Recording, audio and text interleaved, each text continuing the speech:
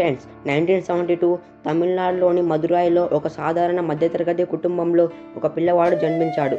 తండ్రి ఒక electric engineer, తల్లి స్టెనోగ్రాఫర్. తండ్రికి వచ్చే 3000 జీతంతో ఇల్లు అతి కష్టం మీద నడిచేది.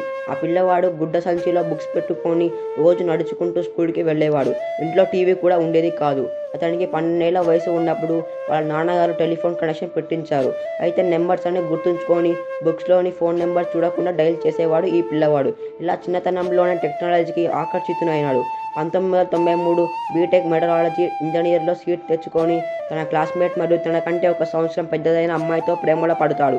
బీటెక్ అయిపోయి ఎంఏ చేయడానికి స్టాన్ఫోర్డ్ యూనివర్సిటీలో స్కాలర్షిప్ తెచ్చుకున్నా సరే అమెరికాకి వెళ్ళడానికి డబ్బులు లేకపోవడం వలన వాళ్ళ నాన్నగారు వాళ్ళని వీళ్ళని అప్పు అడిగి తెచ్చిన డబ్బుతో ఫ్లైట్ ఎక్కి అమెరికాకు వెళ్తాడు.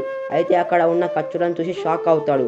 అక్కడ ఒక బ్యాగ్ కూడా కొనలేని స్థాయి నుంచి ఇప్పుడు గూగుల్కే సీఈఓగా మారి సంవత్సరానికి 1272 కోట్లను శాలరీగా తీసుకుంటున్న వ్యక్తి మన సుందర్ పిచ్చయ్య గారు.